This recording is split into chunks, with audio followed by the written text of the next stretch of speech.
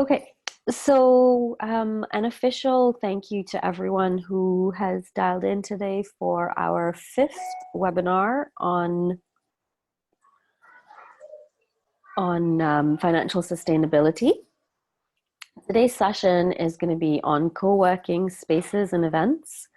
And the goal here is to talk about how actually having a physical space as part of your incubation and acceleration offering can be a way to have an additional revenue source, as well as having events at that space. So as always, this session is being brought to you in conjunction with TDI. And before we jump in, I'm just going to go through some housekeeping rules. So as always, please put yourself on mute when you're not speaking. We're a fairly small group today, so if possible, be excellent if you can take yourself off mute more often than not and come and share some perspectives. I realize it didn't start my video, so I can do that. And so if you feel like showing your beautiful faces, please come off mute and video as well. Feel free to type in any questions in the chat function. And as I mentioned, today's call is being recorded. Another housekeeping note, as I mentioned, is that this session is occurring at a time that I am home with both my kids at 7 a.m. So there's a little bit of background noise, which will continue, but it's all good. So how do I minimize this? This is starting to irritate me. Okay. All right. So what are we here to talk about today? So I thought that maybe if you are able, and truly thank you for saying that you'll get off mute and come on video once you're done with your lunch. Appreciate that. You know, so far we've had the theme talk about some different aspects of revenue generation, ranging from building partnerships to even running funding training programs, different types of sponsors, adding new programs, etc. And so I just wanted to take a moment and see if anybody just has some early reflections to share on some of the themes that we've covered, how you're feeling about some of the new ideas, or maybe not new ideas, but ideas that you've had some exposure to. How is it helping you think through your own financial sustainability plans? And then we're going to jump into today's topic on co-working and events. So does anybody feel like sharing a little bit how the theme so far and the topics that we've covered is helping you map out your own financial sustainability? And again, if you can't talk right now, just put it in chat and I can pick that up too.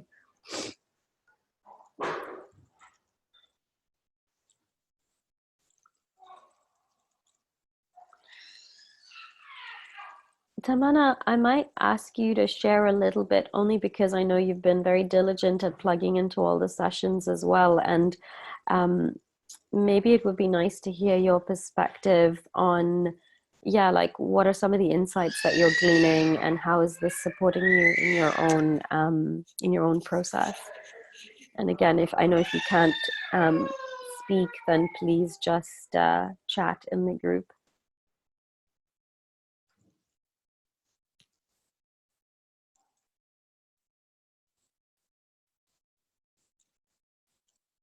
And if you want to take some time to think about that, we can also come back to it. So,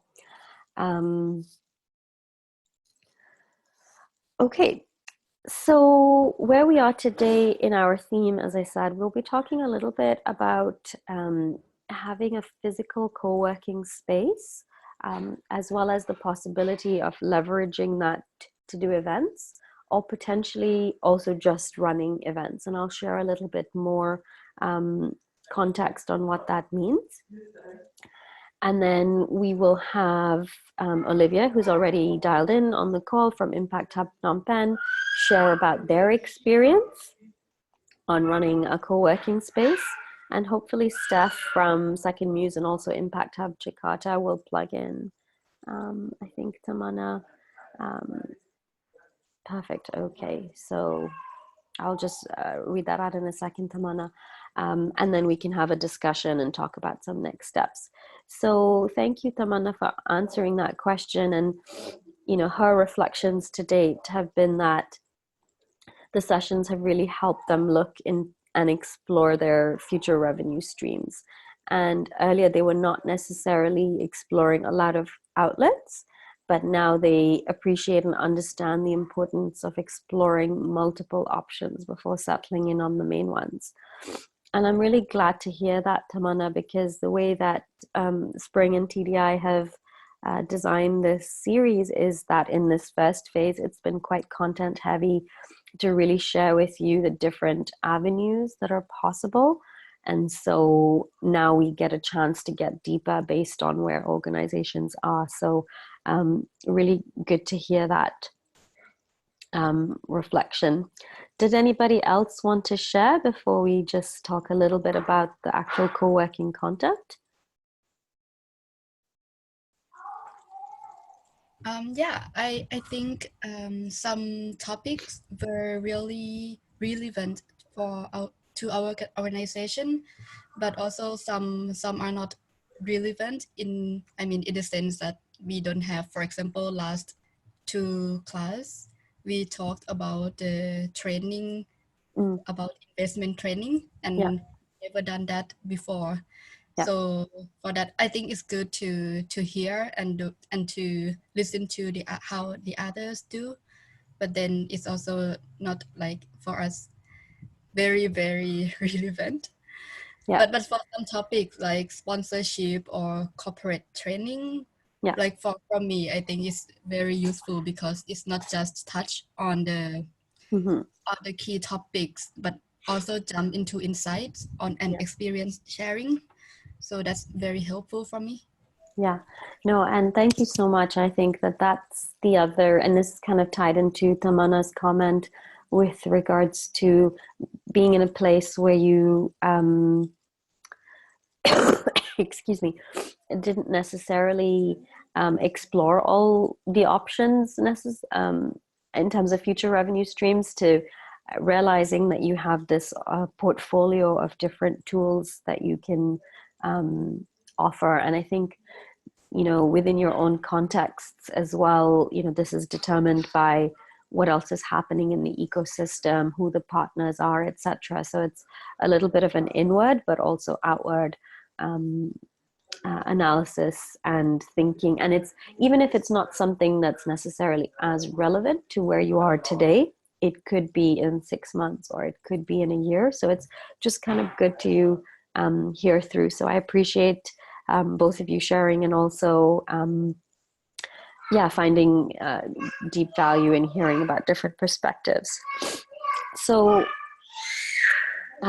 with regards to co-working spaces themselves, so you know, this is a relatively, I don't know, new theme, 15 years in the making, in that um, either they've started to be set up as standalone businesses where um, an organization sets up to offer shared workspace for either solo founders or small teams or just individuals who are not necessarily business owners but looking for a shared workspace, because of course the cost of renting a private office could be quite high.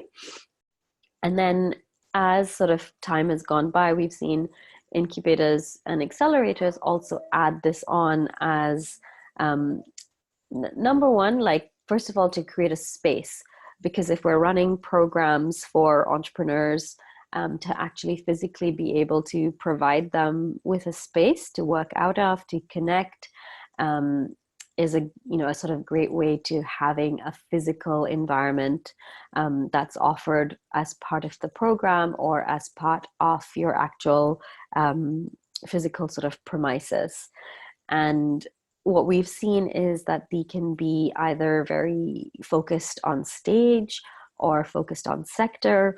One of the new trends that we're seeing, particularly in North America, is that they are either that they're focused on like a particular segment. So, for instance, a few spaces have sprouted, especially across the US, that are focused on female founders.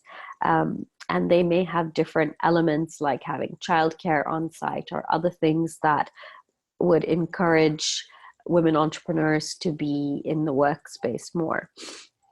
I'm going to give you an example, for instance, of in our Vancouver context. For instance, there's this one digital marketing coding type school called Red Academy. And Red Academy now has a nationwide presence. They're both in Vancouver, Toronto, and I think a few small satellite cities across Canada. And in addition to having spaces where they actually do the trainings and the coding, etc., they have a large amount of co-working space. And that co-working space is free for people who are part of the program and just choose to sit around and do some work, as well as able to offer it to people who are not necessarily in a program but just want to like have a hot desk, etc. And they also use that space to run events. Even in our experience this spring, when we first started, the rental space that we leased was much bigger than what we required as a team ourselves. And so we started to have to offer co-working space. And I think that lasted, it was a little bit before my time, but I think it lasted about a little over a year and a half. And one of the reasons for us that it was challenging is that while it was great to have a physical space to host our events or maybe workshops for entrepreneurs, it was not standalone. And so it was kind of part of what we were doing, which meant that it also kind of not drained resources, but it was just something additional for the team to think about. And at the time, there were no more than 3 or 4 people on the team. And so having a co-working space as part of your overall offering needs to be kind of considered as something standalone. And what I mean by that is that having someone dedicated who can manage the inflow of people who are interested in renting a space, figuring out what's going to be required for them to, just gonna, sorry, get off for a second.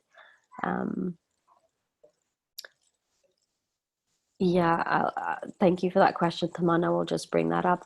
And Steph is on. Steph, good to see you. Thanks for dialing in. Hi, apologies. I have a bit of background noise, but yeah, I am here and I'm really excited to be joining. Apologies for coming on a little late. No, all good. Thank you. As I said, I trump on background noise today because both my kids are awake and getting ready to school, so don't worry about that. All right. So again, just to reiterate, from a standalone perspective, being run, having a dedicated resource, figuring out like who needs to, what types of entrepreneurs or what types of businesses make the right fit. It's kind of like a mini real estate business in a way, right? Because you even if you don't necessarily own the space, but you're renting the space, as was in our case, we still needed to be the ones to make sure that at any given point in time, the number of desks that were rented matched up with what rent rate we needed to happen, kind of to make it either meet our rental sort of budget or to provide a little bit of a profit buffer, right? So it's quite a, in our case, our lease also came up for renewal, and we're like, this is a little bit of a distraction for us, and so let's step away from the co-working.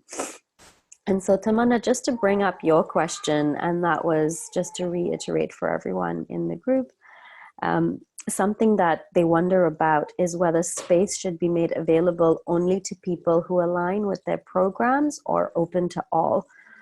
And I think that's a fantastic question. And actually, maybe Olivia and Steph, I know you'll be sharing in a second, but if you do have thoughts, feel free. So do you make space available to anybody or just to those in your program? I think that's a great question because, you know, if this is a space that you own as a sort of core part of your business, or even if you're renting and is still in your physical space, one could argue that it actually would make sense only to make it available to very values aligned people. Because the other thing about it's not just the space, right? It's about the fact that the physical space provides access to community. And one of the things that happens in co-working spaces is a lot of serendipity, because you're sitting next to someone who's working either on something that is very close to what you're doing, or there's some overlap. So again, for instance, right now, the office that Spring has in Vancouver is in a co-working space that is only for social impact businesses. And so whether you're, you know, in the line for the bathroom, or in the kitchen, or during one of these lunches that brings people together, if everyone is in the same sort of social impact space, it means that we have great conversations. We've collaborated in the past too, where you know, we as Spring, because we run workshops, we've helped other partners run workshops, or we've done something specifically for that, or for the co-working space. And so I think, Tamanna, in an ideal world, it would be helpful to make the space and the full offering available to people who are like the founders that you want to bring into the program. Having said that, if this is on the revenue generation side of things, and it's, I don't know, like from a physical point of view, is a different floor of your office, and you're running it as a standalone thing where the goal is to supplement overall revenues, you could argue that maybe you would open up the scope of who's allowed to be there, because if they're not going to necessarily as deeply interact with the rest of the community, then, you know, it doesn't have to be fully aligned. And then the other thing, you know, thinking back of our Red Academy example, they're not explicitly an impact tech company, but at one point, when we would do some things together, you could see that there were people who were interested in having a conversation on impact from a tech perspective.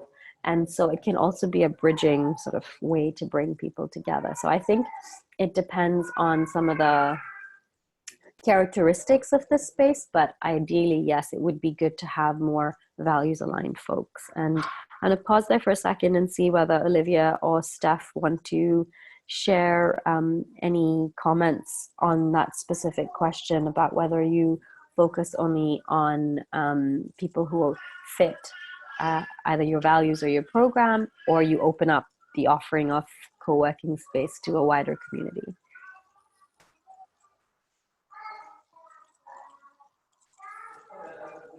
Yeah, I'm happy to share. We have always had our co-working space open to anyone. The Phnom Penh freelancer, or at least co-worker user scene isn't really big enough for us to have a kind of filter process. What did help though, when we were really going for co-working, was we would introduce the space really focused on the sustainable development goals, on all of the social impact stuff that we were aligned with and that we were doing. And that helped in a way, because it did mean that the people that were working in that sector were drawn to us, but then also people that maybe really were not aligned generally also did not join, because it was clear that the community was a social impact community. So we would never say no explicitly, but maybe we would, you know, fill them with kindness and SDGs. Yeah. Okay. So that's what we did. But for programs specifically, we're in a bit of a unique situation because we work mostly with like young students and things like that who aren't using co-working space. So it's quite different. Okay. Well, we'll get you to share more on the specifics for sure. But yeah, Steph, did you also have any thoughts on open or very directed? Yeah, a couple of thoughts, and I think this is where it really depends on your context, right, and the market. So Olivia, you're speaking to the size of the market that you operate in. So in Jakarta, it was actually advantageous for us to really focus on an impact value proposition. So impact community being this is where you come for that, and that helped us set ourselves apart from other spaces. Having said that, we don't say no to those who don't have an impact orientation, and we kind of do a similar thing. We bring the impact through the different events that we run, and the culture and vibe of the general space. And there's huge benefits also having the cross-pollination. I think what's so interesting about these spaces is ultimately you're trying to accelerate this serendipity, right? But it's incredibly hard to measure or control. And so you'll see and recognize the benefits and outcomes once they actually happen. And it's a really interesting thing to try to measure over time. You know, we try to encourage, by getting to know all our members, we do facilitate those introduction and interactions, but we're really surprised sometimes the stuff that we don't think that certain partners might really gel, and they do, and they end up collaborating. And that sometimes comes from less curation actually. And it can surprise you in different ways. So that's kind of how we've approached it. Cool. Thank you so much. And I think that's, Tamana, I hope also helps paint a few ways to think about this. Like getting a little bit specific about what you're offering. And I want to reemphasize this because the co-working usually comes with other perks and benefits, whether it's access to certain rooms or events. I think also the context of impact hubs in general is a little bit different. Hi, sweetheart. Is a little bit different because, again, like you are trying to build an impact community. Okay, so we have our first visitor of the day. He's getting ready for school. Sorry. That's okay. And so, thinking about your context, thinking about the community, and, we'll get Olivia and Steph to share a little bit more, and I think they will get into some details about what worked, what didn't, etc. So the takeaway, I think, from here is that I would love everyone to think about co-working like as a mini real estate sort of venture. And what we have found where it works well is that it needs its own budget, it needs its own goals, staff, focus, etc., to really make sure that it's something that works well. So we're just going to bring up events as well. And so thinking about how you can make the most of the space. And so events can be in addition to he's just going to listen because he has important things to say about the subject as well. This is Ilyas, by the way, my 18-month-old.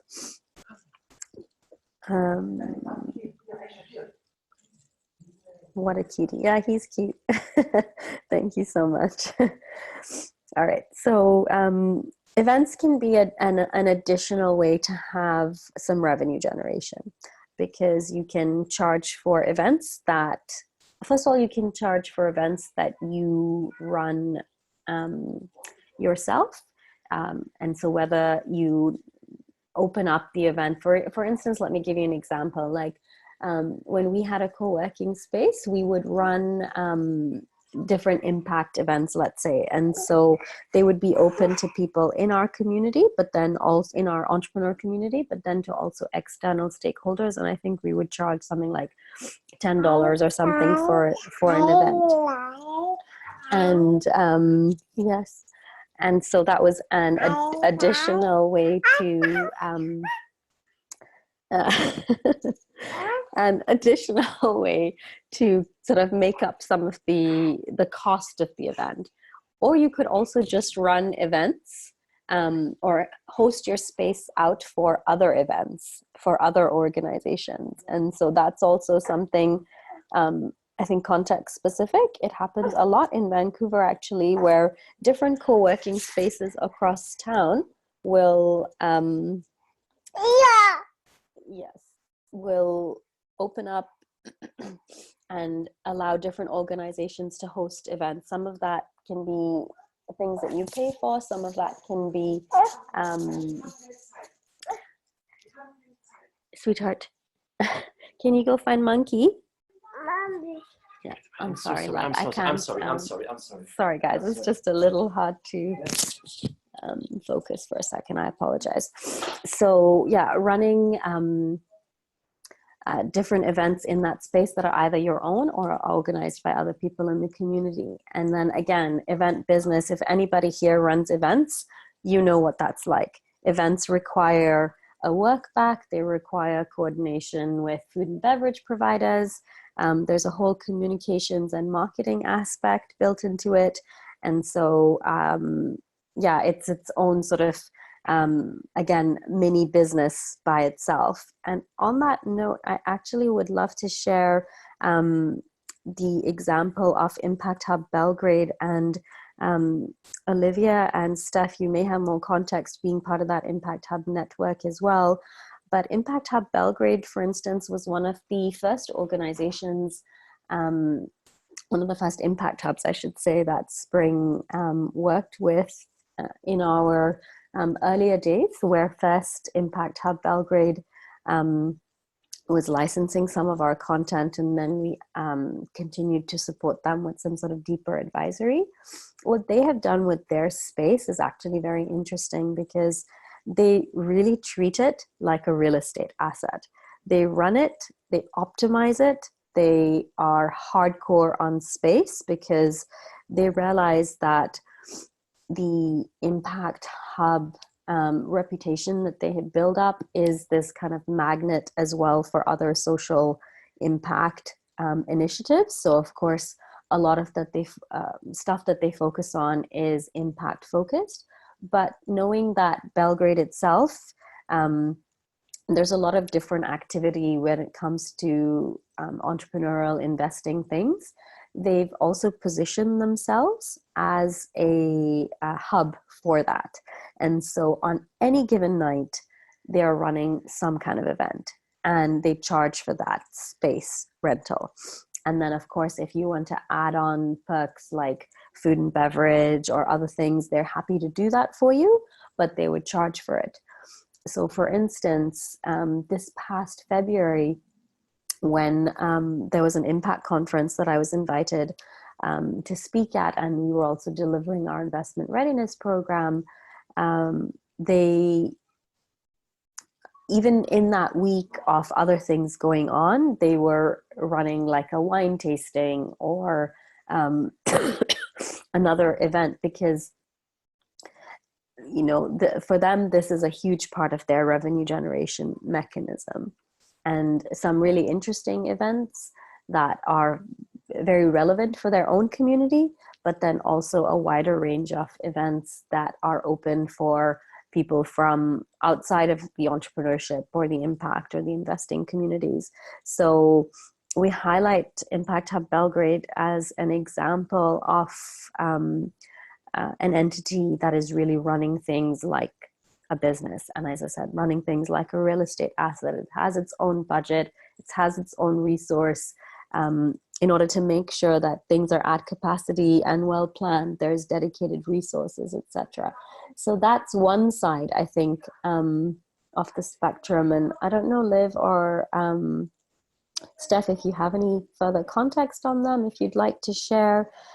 please do so. But if not, then I'm gonna just hand it over to maybe Liv to talk about the Cambodian experience a little bit more as well. So if you have thoughts on this, please jump in. If not, Olivia, I will hand the floor over to you to talk a little bit about your experience at Impact Hub Phnom Penh on having a co-working space, what that experience has looked like, to where it stands today, what you would like, what you think worked, what you think didn't work, and yeah, just a nice deep dive into your experience would be great.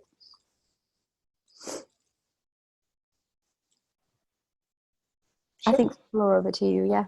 Do you want me to wait, or shall I start? No, I think go ahead. Okay. Okay, so I haven't planned how I'm going to say everything, so I'm just going to say loads of stuff. Hope it makes sense. So when I started working at Impact Hub, which was 3.5 years ago now, I was an intern working in communications, and we were a co-working space. And we had just moved into our bigger space. So we started with a smaller space. We grew really fast. Everyone was really interested, which was great. So we moved to a bigger space quite quickly. And it was a really thriving co-working space. It was, I think, the biggest one for a very long time. Is it still? No, it's probably not the biggest one still now. We had a thriving community. We put on lots of different events for them, for our co-working members. We were really big on hosting, making everyone feel part of, not feel like they're just renting a desk, make them feel like they're part of something bigger than that. And we probably had, I guess, at peak periods, we probably had about 140 members at one time. Our space can fit about 40 or 50. So we always worked on this kind of model of oversubscribing. No one ever comes at the same time, which is fine. So you can actually do that. And yeah, it was really, really cool.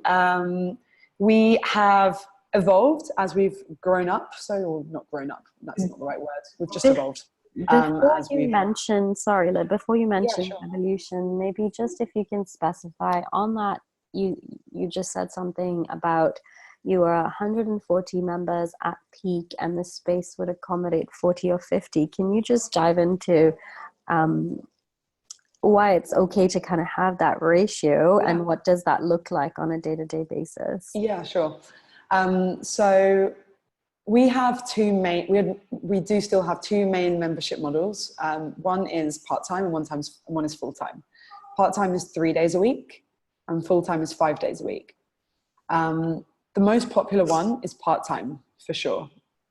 I'm guessing it's because, the freelancer community that are working in different spaces probably like to shake things up a little bit, work in different places.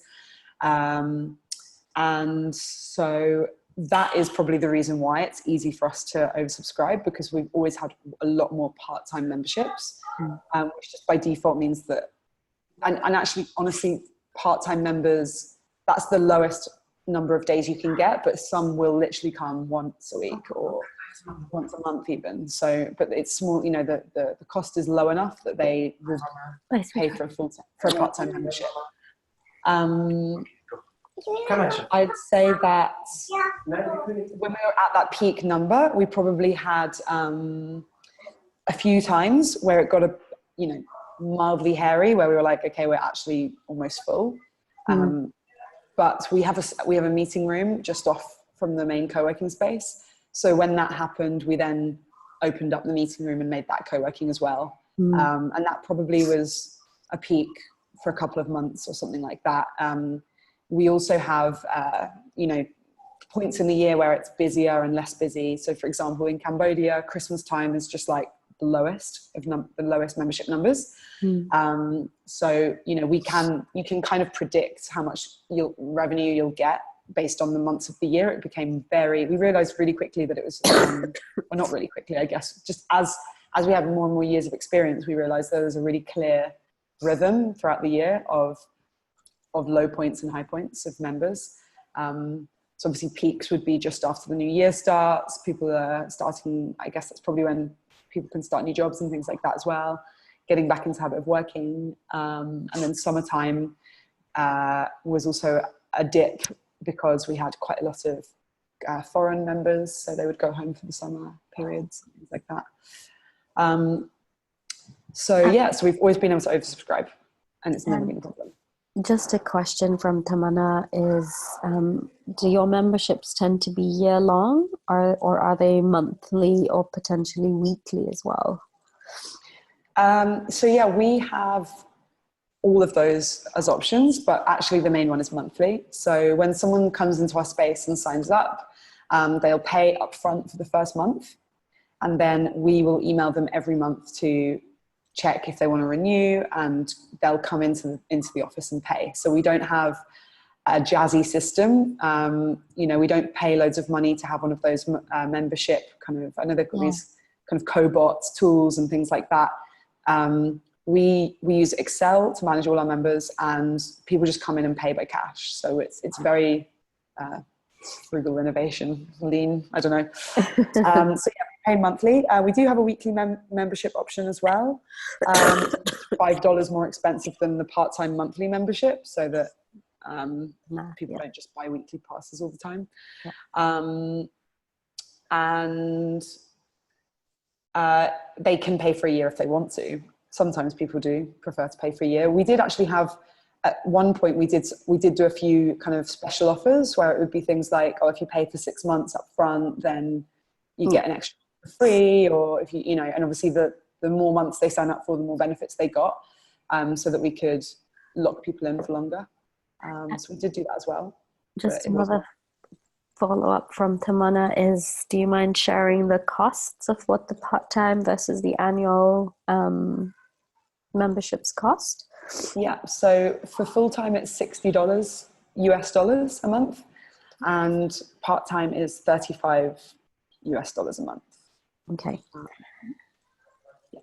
So Tamana, thank you for that question. I don't have this resource handy, but I do remember from our the co-working space that Spring is currently still is in, there's like an annual conference or something as well that happens of other co-working spaces, and there might be some data available. So let me, I'm going to make that as a follow-up to see if we can find some of that information.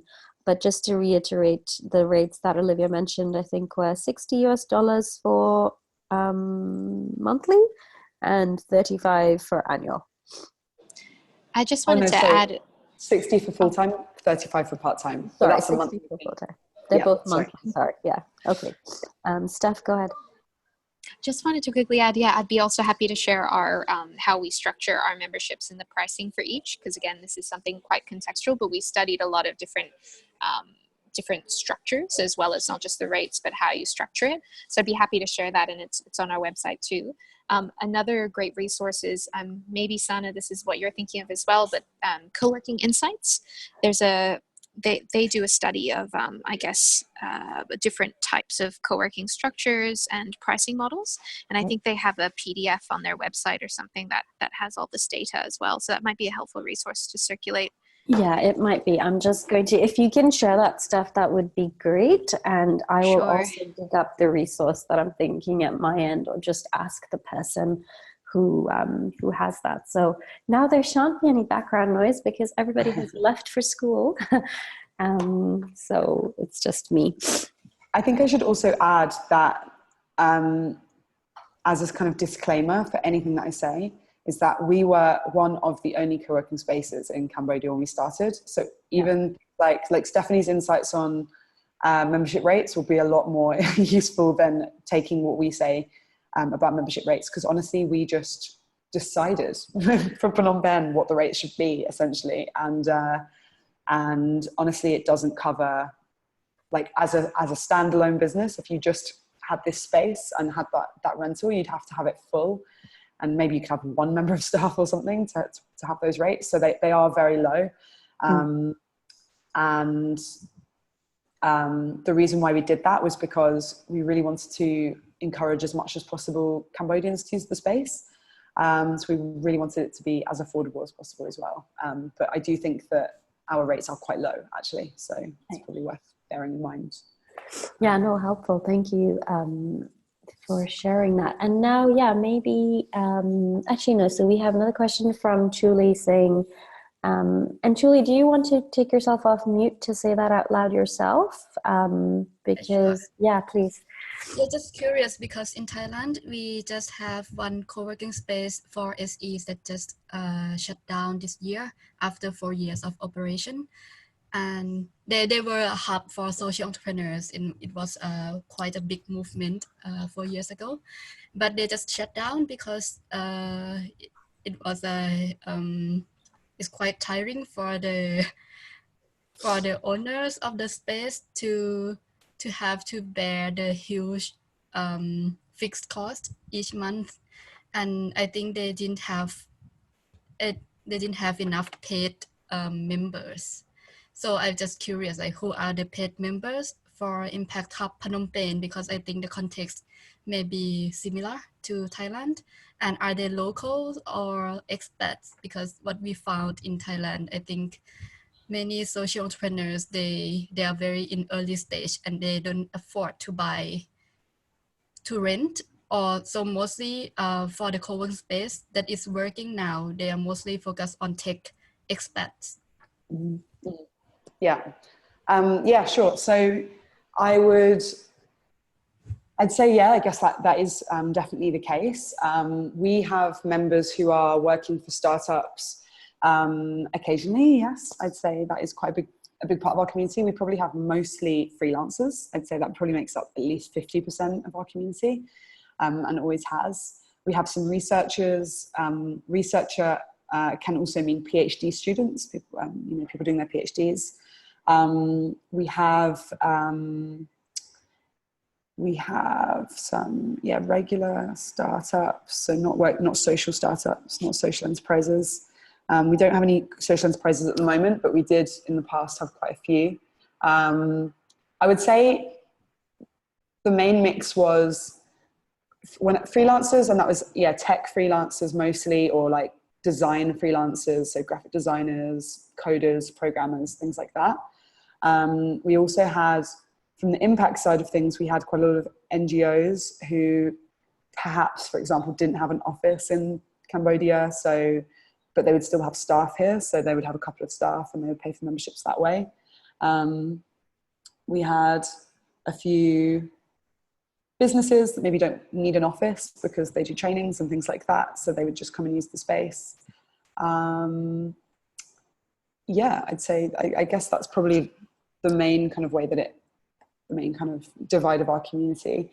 But I would say that we had quite a lot, it wasn't mostly people that weren't having an impact, I would say. Like we had journalists and things like that.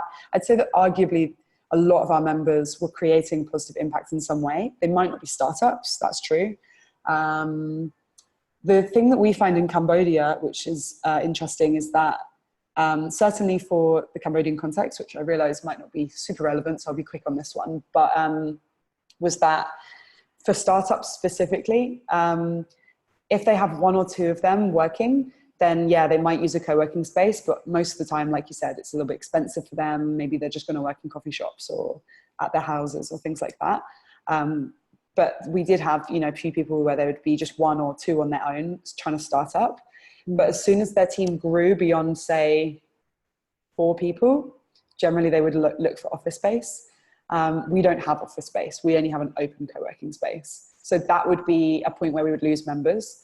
We did try to alleviate that pain point, so to speak, by opening up downstairs fixed team desks so that we could have some kind of, people that grew a bit could then have team desks and kind of upgrade.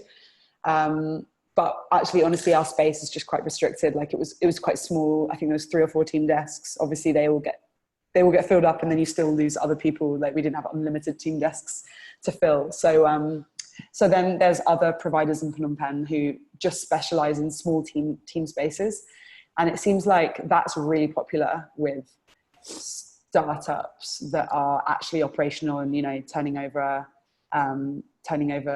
revenue.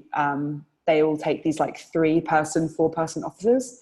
It's super popular here right now, but we don't, to us, that is just, it's verging on a lot more real estate focused, you know, because they're in their own little box. So it would have been harder for us to like have that sense of community. But at least from where we were, that was where we saw startups going in terms of their needs and stuff. Yeah. Yeah.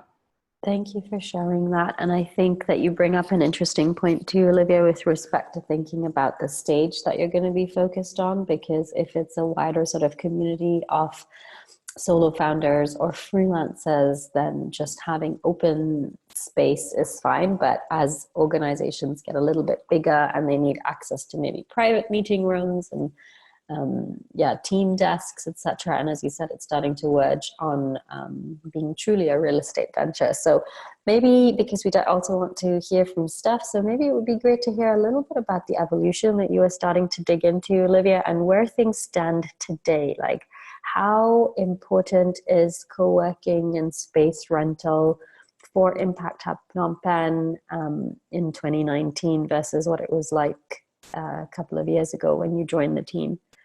Yeah, sure. So when I first started, we did a lot more hosting, like I said. So we actually had Melanie, who maybe some of you have heard of, my colleague. She was working full-time as a host for the community, and we did a lot of events. So, you know, to kind of boost the sense of community. And I think we were very successful, I would argue, when we were really putting a lot more into co-working. So when we were hosting, when we were doing lots of different types of events, I think we were bringing quite a lot of value to our members. And, you know, we were busy, we were full, etc.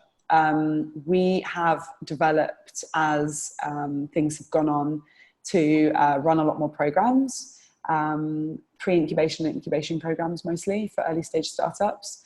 And honestly, I think our passion is a little bit more aligned with, you know, incubation and programs and helping, directly helping startups to grow their business. And so, you know, and that's just been pretty crazy for us. So actually, as time has gone on, we have been spending a lot more time focused on that. And I guess we've, like Sana mentioned, the community is just so different to our program community. So our program community is young student Cambodian aspiring entrepreneurs, and our co-working community is, I guess, 30-plus-year-old foreigners who are perhaps freelancing. The community is quite transient, so they stay for 6 months and then we go again. And we weren't really able to see enough impact coming from co-working to justify putting out so much energy into it, because programs were just bringing in a lot more profit for us anyway. And, you know, we really felt like, okay, this is where we're actually really truly able to create meaningful impact in Cambodia. So I think we've just been slowly stepping away from it. Also from a branding perspective, we were so good at co-working, which was great. But then it did mean that everyone knew us as Impact Hub Phnom Penh, the co-working space. Like, oh yeah, Impact Hub Phnom Penh, my friend works there. Like, oh, blah, blah, blah works there. And it was frustrating when we were really trying to validate ourselves as a serious incubator or accelerator, and etc., because people saw us first and foremost as a co-working space, which was what we were putting 5% of our effort into. So also from a branding perspective, we were like, maybe it's better that people know us as the incubator rather than the space.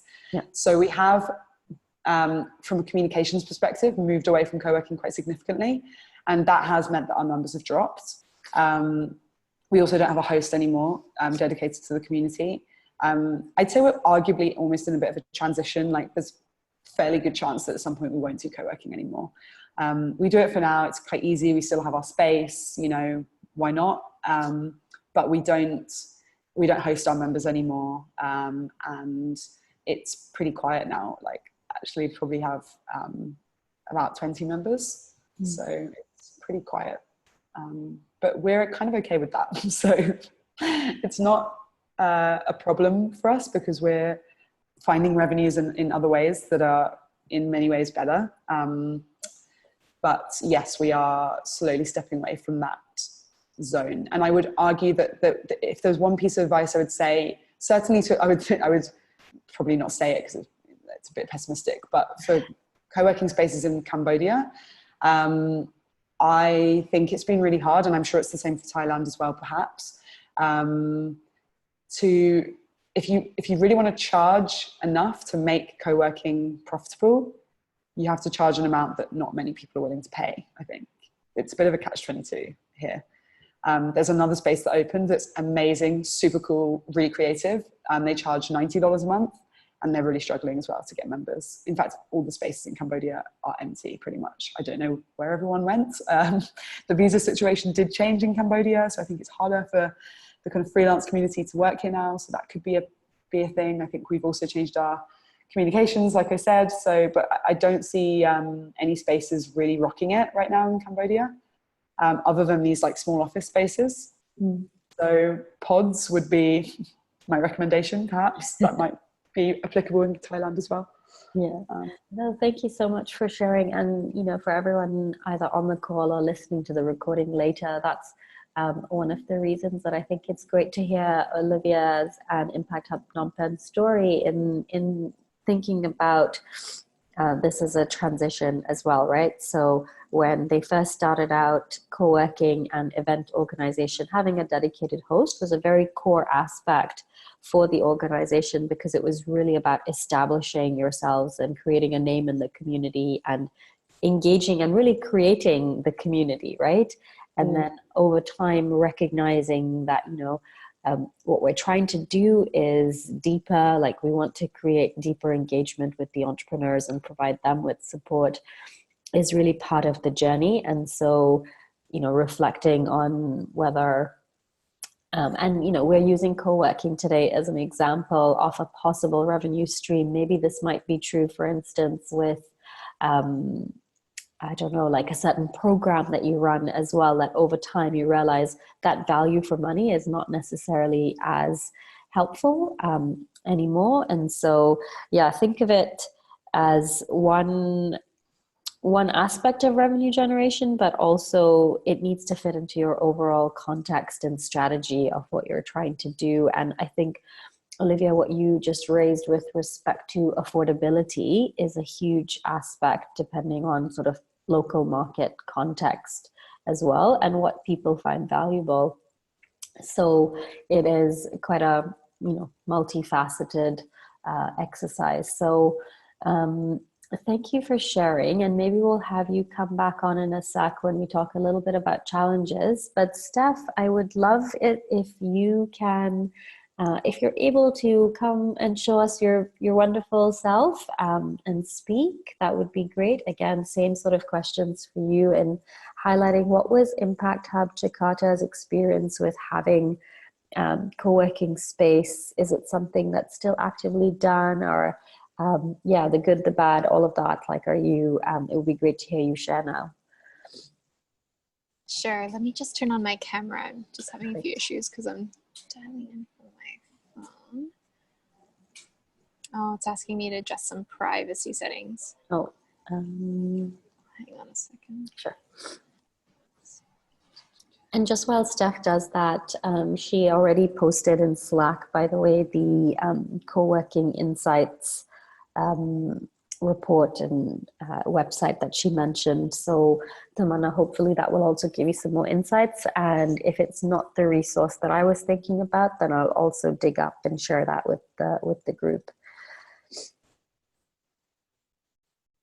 I think Steph's just figuring out her tech on that side, which is good.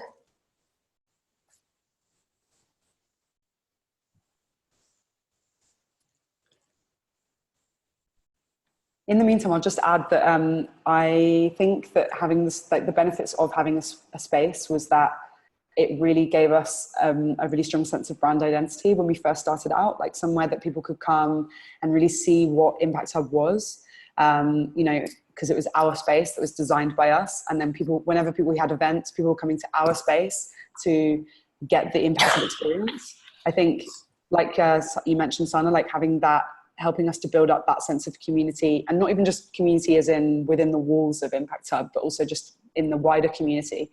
It really helped us create our own identity. And I'd argue that there was probably a lot of intangible benefits to having that at the beginning that might not have been co-working members, but maybe helped us get, you know, program contracts or build up mentors and just build our network up from the beginning.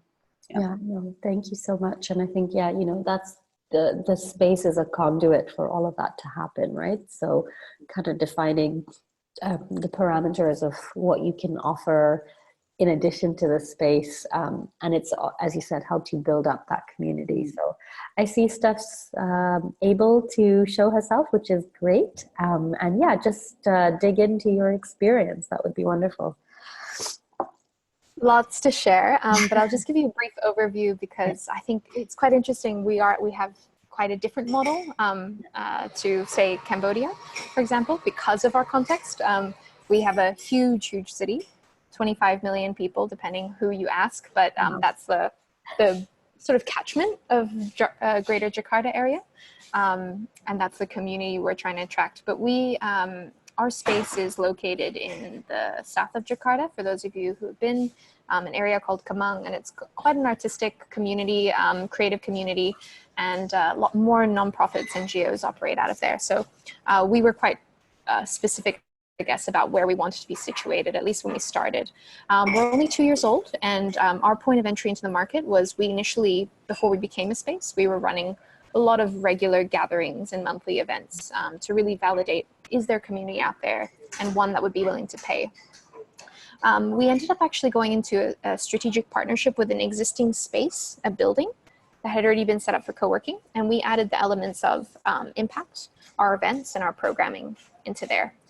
So we had a very, I guess, it was easier for us to project the costs because they had already been operating as a space, and we were able to use that and add on top of it. And it also meant it was just a smoother transition into a physical space. One of the downsides of that, though, was that we didn't get as much ability to design it to fit the community. We adopted a community with it, of course, and then we also grew from there. And what we found is our space is 500 square meters, not huge, and majority of it is like freelance membership open desk space. And we had 3 meeting rooms. And what we quickly learned was that because I guess the impact ecosystem in Jakarta, it has been maturing and growing quite rapidly, we needed to start offering office space. So that had become a restriction for us. So similar, we brought in a lot of these folks in the beginning, and then they got to their journey as an entrepreneur where they needed to expand their teams, and we weren't able to accommodate them. So actually, just in the last month, we've been negotiating to move into a new location that's coming up soon. We just signed the MOU. So in later this year, around July, August, we're going to be moving into a space that's about 3 times the size. And because we know the needs of the community now, much more than when we first started, we're already building in these private office spaces and in the sizes that we know that they'll need. So it's still an ongoing journey, I guess. There's a lot of iteration and testing, and I guess something we learned from there is try to have a space that you can have the flexibility to move and change and adapt physically and structurally as much as possible to grow with your community, especially if you don't know all their needs just yet. And also, yeah, with our event space, I guess we've been able to accommodate that as an overflow space for our desks. So when we've run out of desks, we've been able to use that as overflow. And I think that's just good practice as much as possible to be really smart with that. I think one of the points of difference as well is that I think one of the questions from Rise was about the financial sustainability. So I actually knew the folks from Made Hub in Bangkok, and they were socially geared space, and we were looking at lessons in the community for this. And we also had this challenge: how do the community we really wanted to target were also the ones that were least likely to be able to pay. And one of the solutions we came up with was we designed a product for corporates, which was sort of like a sponsor a desk space kind of concept. So we did this with a bank called OCBC, and they were able to have brand and signage across a dedicated desk. And we created sort of almost like a fellowship program. And these became the desk membership for 12 months. The cost of that was sponsored by OCBC. We facilitated a call for applications for those who wanted a seat at this desk based on the sector interests, I guess, and the social interests of this bank, and did the selection with them and everything. So we were able to kind of bridge the gap of that cost, and we had to facilitate finding that sponsorship and offering it. And it was a win for us because we got to also bring in more social entrepreneurs to our space. We've also done that by building it into some of our programs. So we ran a program with HEVOS, which is a Dutch NGO, and part of it was program related, but built into that was desk membership. So through our programs, we're also able to build in the cost of the membership of the space. Yeah. But that continues to still be a tricky one, because even after the 12 months, we just had to continuously try to get more sponsorship, and it's difficult. And it's difficult to have members of your community in and not be able to guarantee how long they'll be able to stay for if they're on a sponsorship, because then that dependency is just transferred over to the corporate sponsor. And so, Steph, maybe, and Olivia, something for you to think about too, because what is unique about both your situations is also that you are part of the Global Impact Hub network. And so when organizations choose to become impact hubs, or people decide to create an impact hub, one of the things from a process point of view is that you have to depict how you're going to be sustainable, in terms of what's your business plan as an entity. And so, Steph, in your case, is it fair to say that co-working has always been an integral part of the business model and hence the sustainability? Because Olivia, what you were describing is that it was a piece of it, but not really the linchpin that made everything come together. So I'd just love to hear a little bit about how important co-working and events are for your overall business for each of you. And maybe Steph, while it's fresh, you can dive in. Sure. So I think, the market has changed significantly than when we first started. When we first started, we did projections around our space. It was based on understanding that there were up to maybe 15 other co-working players maximum, and 10 at the time of our application for Impact Hub. And that's grown to over 100 now, depending on your definition of co-working space in Jakarta alone. And it's a huge market. So, yes, there are customers for this, but I felt like we had to constantly update our expectations around the sustainability of what we were doing. And the co-working element for us started to be honest, decreased in terms of its importance over time, because as more players started offering physical desk and space, we had to offer much more than that. So we started putting more effort into our events, which activated communities to come in and fill the space, more intention to bring people into the space, I guess, through events and programming. And that's been a big part. But actually, our business around consulting and corporate innovation has grown significantly too. And I'd say that's just because of the more interest in market-based approaches to development as well, and that kind of thing. And through the Impact Hub network, we're able to see what these different business models look like, even within our own region. And we've learned a lot just by trialing and testing different things that Impact Hub Manila has done, or Impact Hub Yangon, and actually running cross-country programs that leverages the fact that we are physical spaces, but we're also connected through this network. So we really had to adapt what we thought was going to be the focal point of our business, and it's changed significantly and is moving more towards the events and programming now. But we recognize having the physical space is still incredibly important. We're just minimizing. And you're just spending too much on the space as we did before. You're just being very entrepreneurial in your approach, right? It's like MVP, let's pivot, let's test it out. Really good to hear. Olivia, any thoughts on that on your end? You're going to have to... I've listened to everything that the lovely Stephanie said, and then I forgot what the question is in the first place. What proportion would you say co-working was at the beginning 4 years ago as a portion of your revenues, and where it is today? If you had to take a guess, if it's not top of mind. I would say at the beginning, or before, or at least when we were kind of at our peak co-working time, which was pretty much, pretty close to the beginning anyway. It probably covered all the space costs and maybe like one person's salary. And then, and so we were always like, from very early on, we've always been looking for other things. Like it's never been and we never were going to just be a co-working space, but we wouldn't have been able to anyway, unless you just worked purely on volunteers and stuff. At least I think that's the case. And then now it just covers part of the space cost.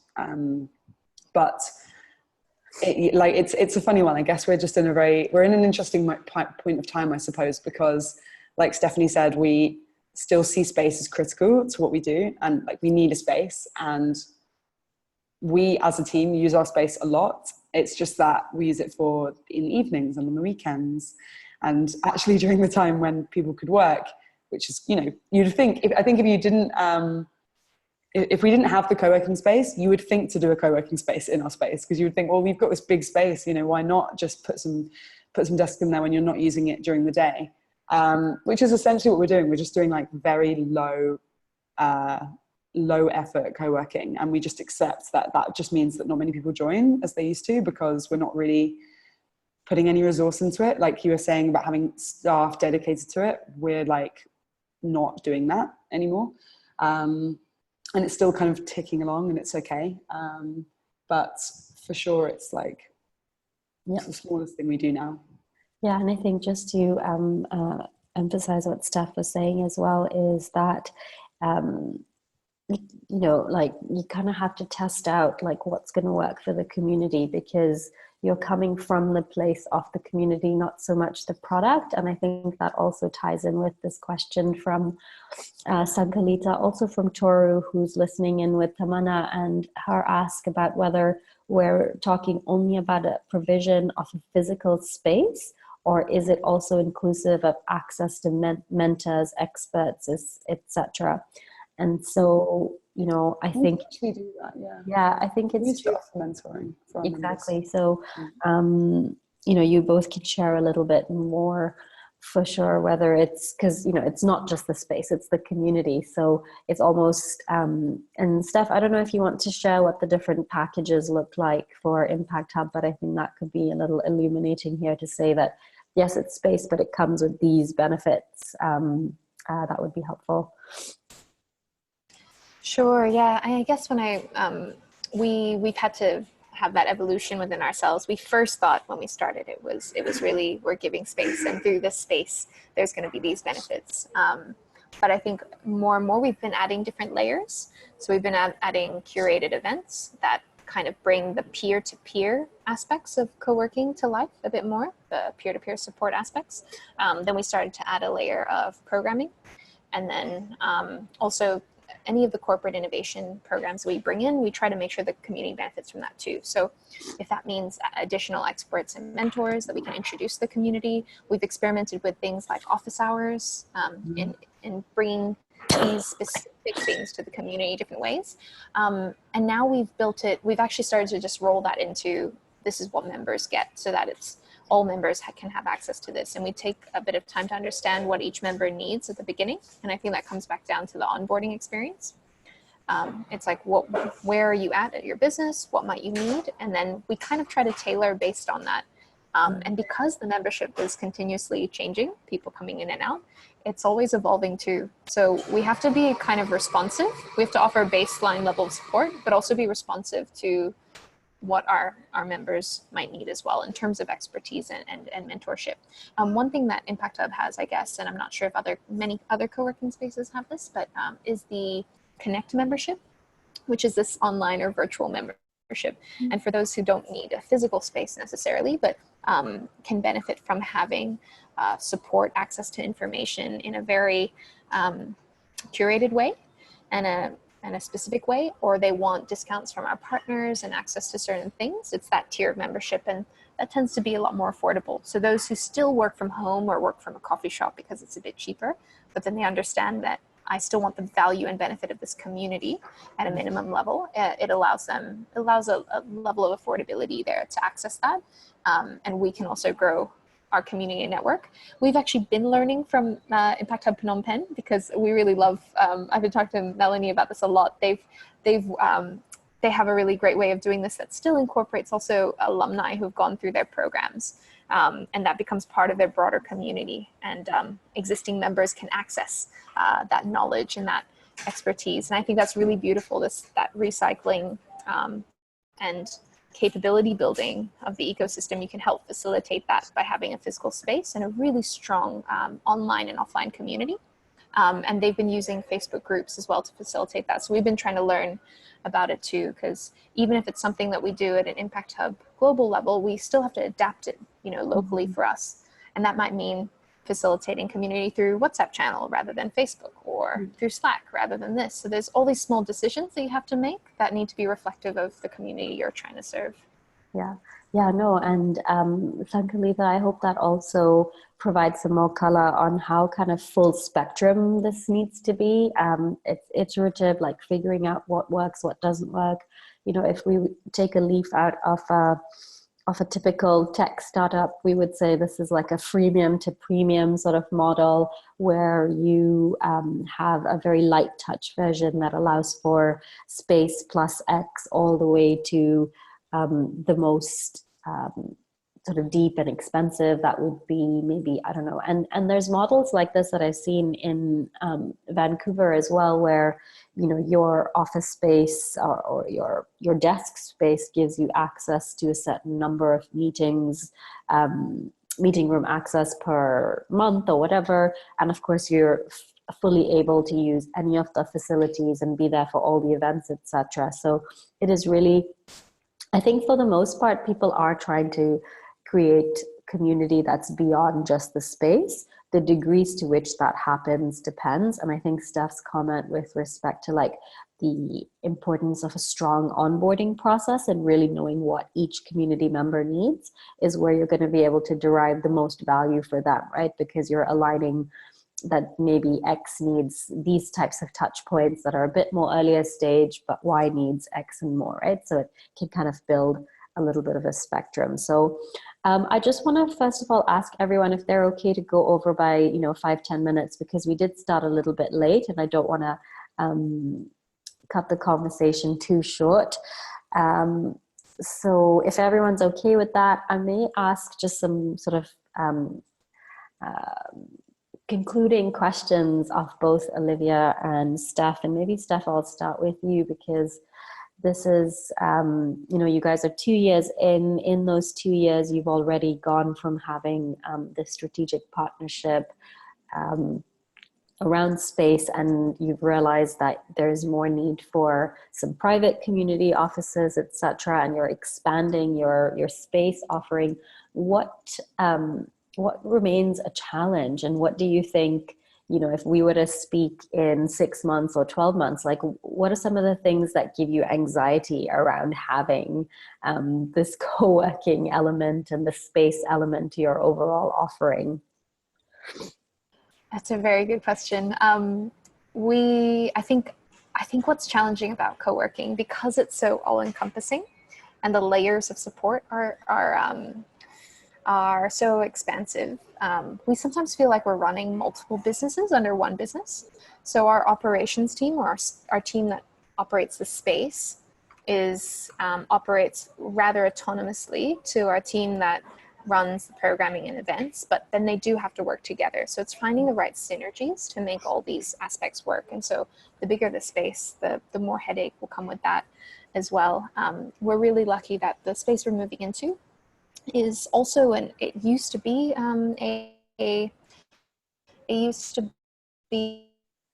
call it one of those virtual offices. So it's been set up in such a way in terms of infrastructure that already is quite well oiled, very smooth. So we hope that that's not we can focus a bit more on activating the space rather than maintaining the space. Because I think we have the same concerns maybe with Impact of Phnom Penh. Like, we don't want to be real estate. Like, that's not the heart of what we do. And that's not the legacy we want to leave. We want to be a lot more than that. So we want to try to minimize the amount of time and effort we do in the maintenance and building, and more on activating the space and creating value for our members. So I think that continues to be the biggest challenge, is the marriage of those aspects to create a whole holistic experience for our members, and demonstrating that value. Because it's one of those things a lot of the time that you don't recognize the value of it until you've experienced it. So we found events were a really important way to get people through the door, to understand what community looks like, feels like, what value it might provide through those initial connections, rather than being this transactional thing where people, you know, come in and sign up because they're expecting something in return. They realize it's something that they actually have to participate in as well. Yeah. Olivia, maybe while you think of some wrap-up thoughts as well. Yeah, I think Steph, just what you are describing, like thinking about the core of what you're trying to do and the change that you're trying to make, and how this fits into that sort of overall plan, but then just, you know, on a day-to-day basis, how the operations speaks in, like how the different functional areas of the business like learn from each other, etc. I think it's a lot of just resource management too, and making sure that some of the learnings that are happening within what's happening in co-working is also being transferred to what's important for programming, and just having an opportunity for that conversation is really important. And I may just put on an impact management hat for a second as well, because I think that, for instance, you know, Gali and Andy have produced some great research on the value that accelerators bring. And so maybe we can share that as well as a follow-up resource for the group, because there's, you know, talking about the different services that incubators and accelerators offer. And I don't know off the top of my head where co-working fits in, but I think that that would be valuable. And again, just last week when we did our impact webinar, it was on the value for money tool that Gali has produced, and it has like a very neat Excel tool attached with that. And so if anyone is on this journey of trying to figure out whether co-working could be interesting for them, and whether or not it's something to pursue, that could be, I think, a very useful analytical tool. So I think I'll share that as well. And now, Olivia, over to you for some final thoughts on, any, as you guys also are in this transition of potentially it may not be there, I don't know, in 6 months or 12 months or a year from now. How are you feeling about some of that work that you guys have done around co-working to be less important? Is it okay? Is it something that you know that is being compensated by other more important parts of the business? Any final remarks? Yeah, I mean, I guess final thoughts would be, it's still so up in the air for us. Like it's really hard to say what will happen. You know, I think we care a lot about the programs community that we've created, and we're testing ways to bring value to them via space through our Innovation Garage, which is an unpaid working space that our entrepreneurs can use downstairs. So we've got rid of the team tables, and we've got just a sort of Innovation Garage now that the entrepreneurs can use. So we are testing ways that we can keep bringing value to having a space of our own, and finding ways to include our community, and we're, you know, testing a few assumptions we have there. But it will be very interesting to see what happens in the next year for us and space, and what that looks like for us. You know, it is a small ecosystem here. Like I'm just very much in two minds about it. Like I would never want to actually full on get rid of a space, but then also getting rid of co-working and just having an empty shell that only gets used for events and programs is also not an ideal situation. So I guess I'll just keep you guys posted on that one. But then also a kind of final thought that I think is potentially interesting for others to consider is that we found that our main competitors were not other co-working spaces. They were coffee shops.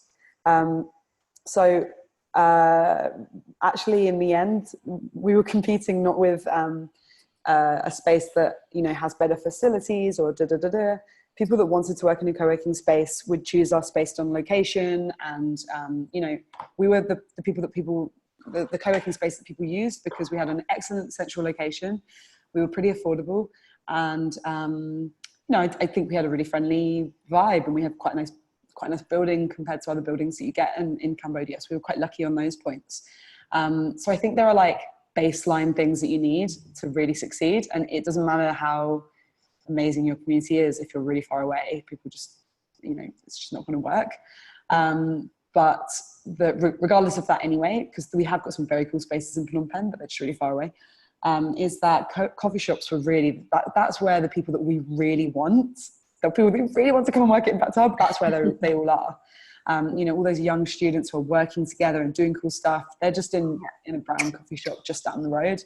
And there's also this, there isn't an understanding of what co-working quite is yet in the Cambodian kind of young community yet. I've gone to coffee shops and asked people why they're working there and if they have a preference over coffee shops over co-working, and most people are like, I don't even know what co-working is.